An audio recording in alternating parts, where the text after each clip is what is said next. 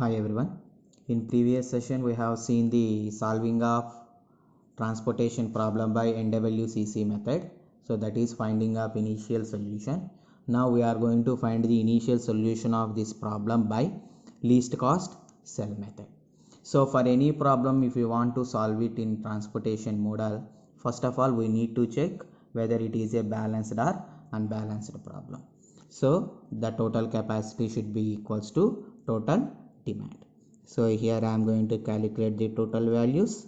So the total capacity sum of 34, 15, 12 and 9, it is equals to 80, and the sum of 21, 25, 17 and 17, it is also equals to 80.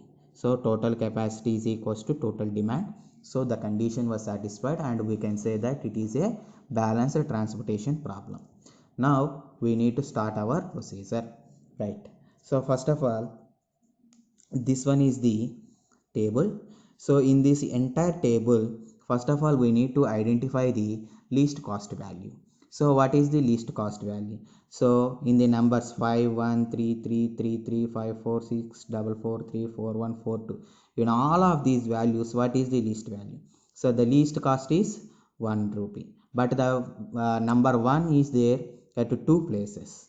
So you can take any one for the allocation of the units. So I am taking this one, so no problem. So I am going to allot a number of units for this unit. So for here the capacity is 34 units, but the demand is of only 25 units. So I am allotting 25 units here. So this 25 will become as 0, and here the remaining number of units are 9. So here it becomes 0. So that's why strike off this column. Next. So now what is the remaining cells? Non-striking cells. These 4 and these 4 and these 4. So in these 3 columns, what is the least value? So what is the least value? So 2 is the least value. So now I am going to, here 2 is also only at one place. So I am going to allot the number of units to this place. So how many units we can allocate? The supply is of 19 units, demand is 17. So I require only 17. So the remaining is 2 units, and here it will become as 0. As this column became as 0, so strike off this column. Next, what are the remaining two columns? So this one P and R. So in these two columns, what is the minimal value? So minimal value is 3, but the 3 is at two places, here and here. So you can take any one. So I am taking this one.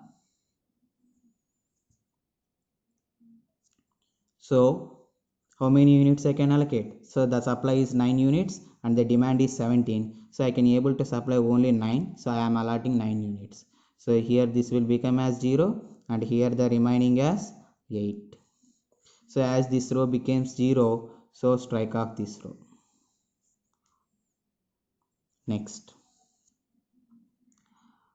What are the remaining values? 3, 6, 4, 5, 4. So what is the minimal value?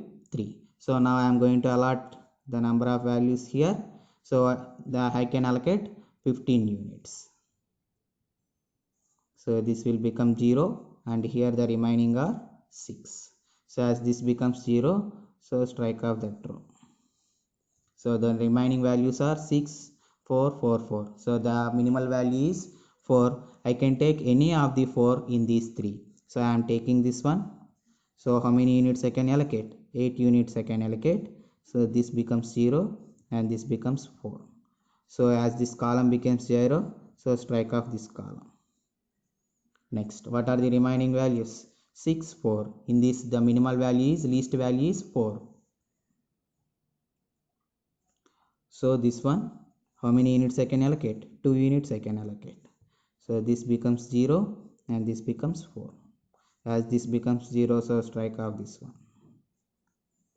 And next one is this, the last cell. How many units I can allocate?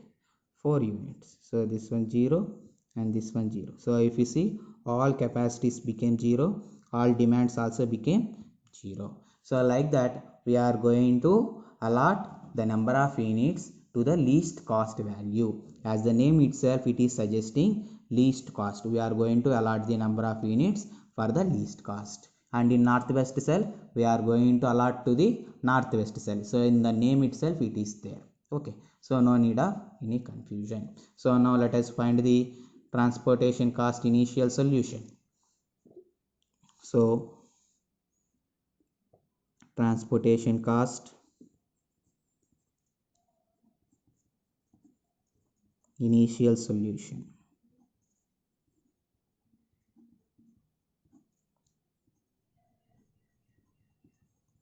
is equals to same way in the time 1 into 25 plus 3 into 9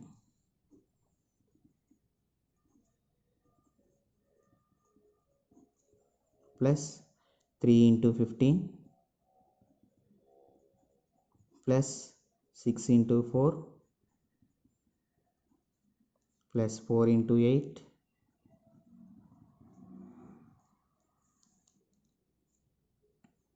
plus 4 into 2 plus 2 into 17. So now find this value 25 plus 27 plus 45 plus 24 plus 32 plus 8 plus 34. So find the cost 195 rupees, right? So like this we are going to find the initial transportation cost by using least cost cell method.